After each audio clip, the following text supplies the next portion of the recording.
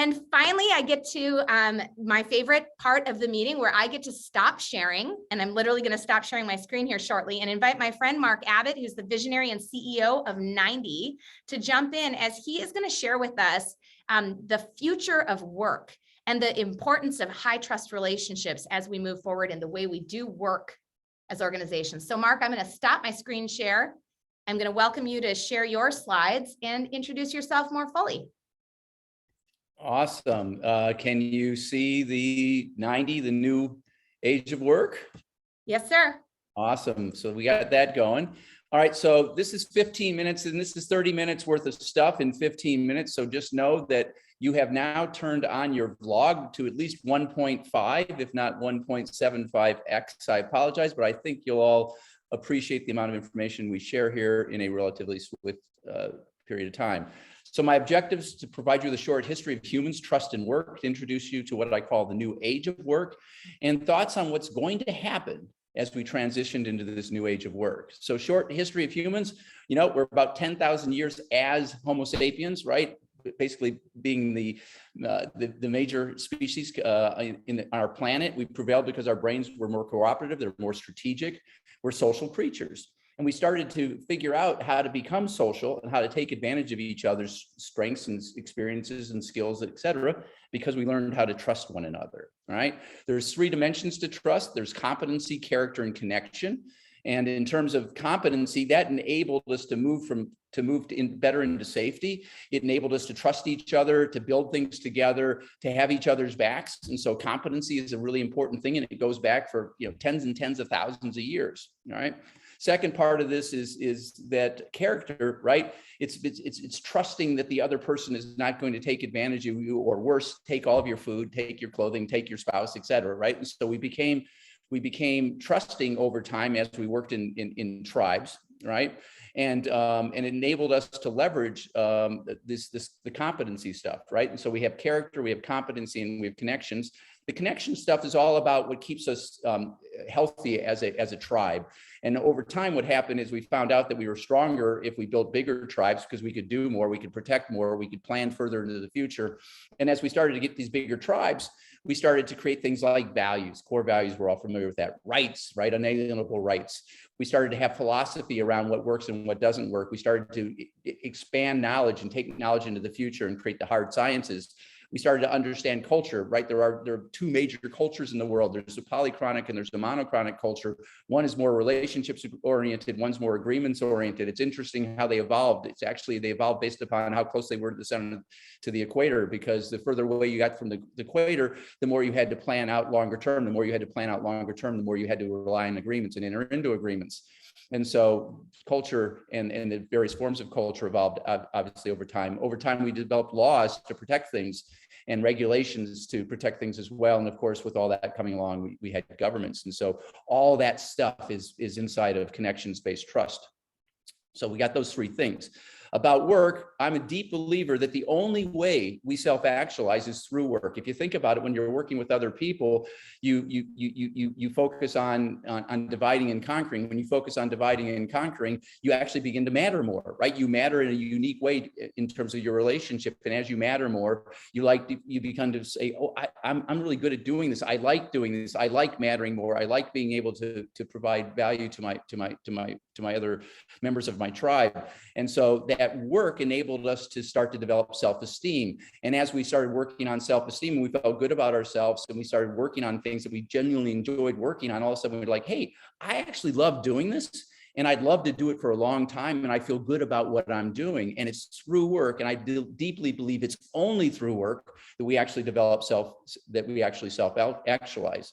So big picture point here is as humans, as societies, as tribes, we're on this never-ending journey to go from physiological to safety to love, belonging, esteem, and self-actualization. It's a part of work. It's a part of nature. It's a part of the tribal organizations we belong to.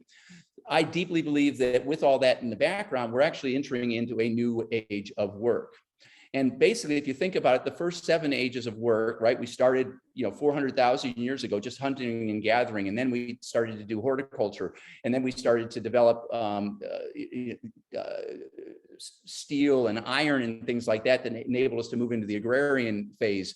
And then all of a sudden we moved into and you look at the speed with which it starts to accelerate. Then we moved into the mechanical age. Then we moved into the industrial age in the 1870s.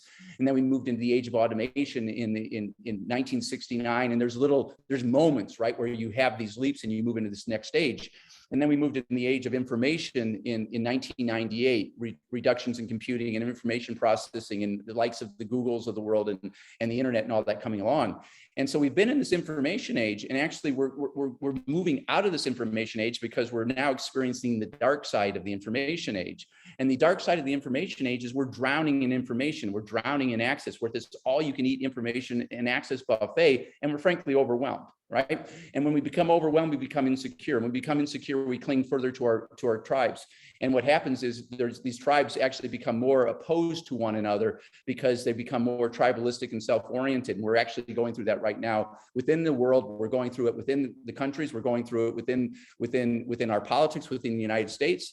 And it's because we're becoming more tribalistic because we're just overwhelmed and we don't know who to cling to. Where it's more and more difficult for us to actually just have individual agency. So a lot of people are frankly clinging to their tribes. It's understandable. If you look at every single time we go through an age, there is a loop, right, where a lot of people sort of go through a negative spiral where a lot of people who were artisans and we've been in the industrial age, all of a sudden they lost their status, they lost how they could make money. So there's always some negative associated with running through ages.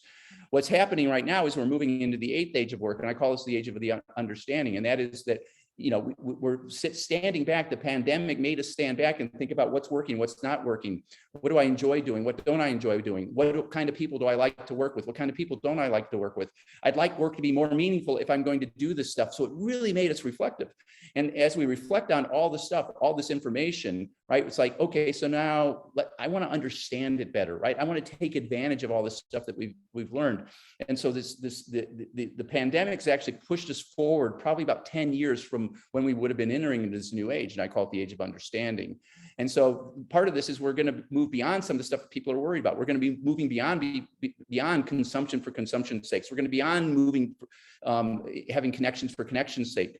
And we're going to be really focusing on actually making life better for ourselves and those around us and mattering in a more deep way. And to do that, we got to understand things better. So that's the age that we're moving into right now.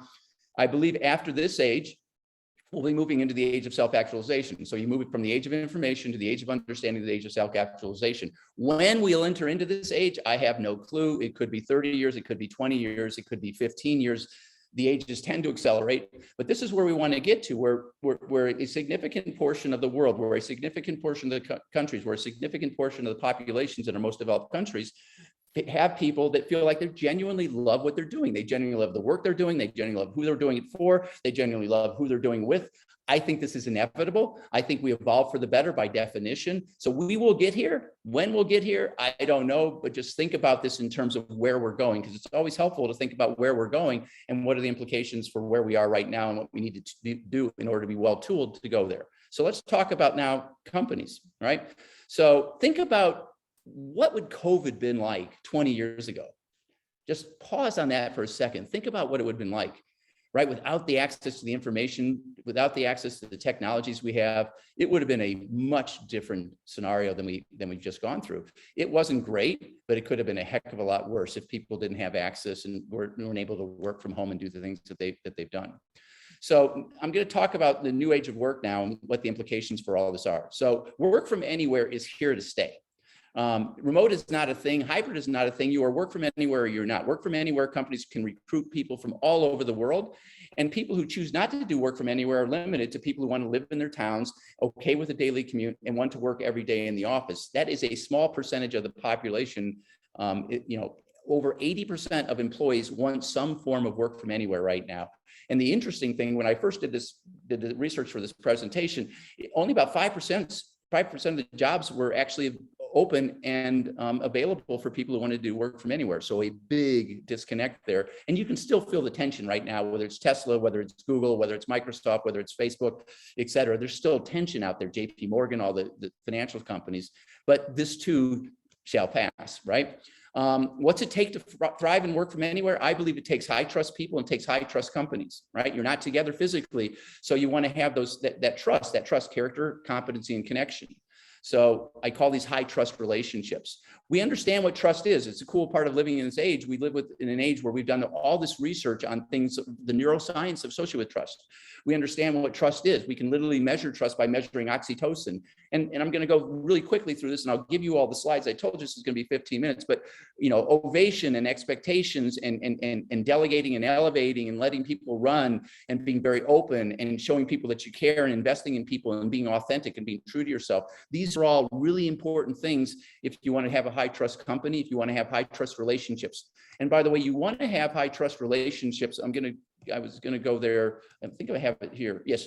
You want to have high trust relationships with all of your stakeholders, because in the age of information, you can see what's going on. It's hard to hide. So you want to have a high trust relationship with your customers, with your employees. Your executive team needs to be a high trust group.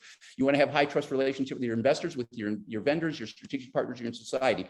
I think it is a false dichotomy if you say who matters more, your employees or your customers. It does not matter. It's all about, do you have high trust relationships with them? So what does it take to have high trust relationships? It takes agreements, right? One of the things I talked about earlier.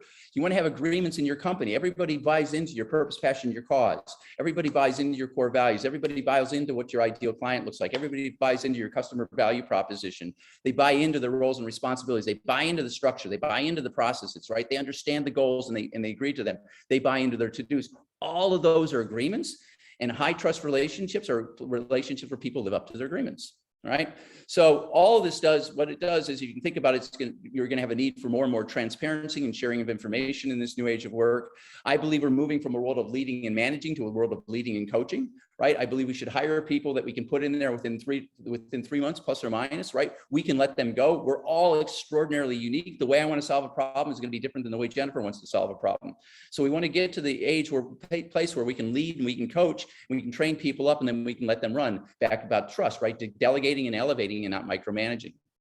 So another thing that's going to come in this new age of work, I believe learning systems are going to be more and more important. I believe 5 years from now, 3 years from now, you're going to find almost every small and mid-sized business is going to have some form of LMS, because people want to learn back to invest. They want to know that they're growing and they're becoming more and more important. That is, they matter more and more. As you can see, to make all this happen in a world of work from anywhere, I'm being self-serving, but I deeply believe this cloud-based technology makes it possible for us all to come together, to break apart, to chunk up stuff, to really be able to work and live up to our agreements and do it even though we're remote. And with all this information now being in the cloud, here comes bigger data, right? People are going to have more and more data about what's working, what's not working, and they're going to take that information and they're going to work on just incrementally improving their cultures, improving their efficiencies, incrementally improving their effectiveness, and just making their organizations much better. And I also believe that ultimately all this creates more useful knowledge, which is knowledge we can literally take advantage of and we can leverage. And so we can focus on what matters, because it really matters to matter. And trend toward valuing useful information and using it to really improve just the way we run things, the way we lead, the way we coach, the way we hire, et cetera. All right. And I believe this is a hugely good thing, because I believe getting better and better useful information is what ultimately evolution is all about. And I believe if you believe everything I've just said, I think it's going to be harder and harder and harder for crappy companies to survive in the new age of work. You got to have high trust relationships to attract and to retain people over time. Everybody knows if you're not a well-run company. Everybody knows if you've got dysfunction. Everybody knows whether or not, what a good-looking company looks like. And I believe it's going to be really difficult for crappy companies to survive in the new age of work. And in the long run, I think this is good for everyone. And ultimately, hopefully, more people love working. And I think that's a true win-win when we can get the whole world enjoying what they do, making the world a better place. And that's all I have to say about that.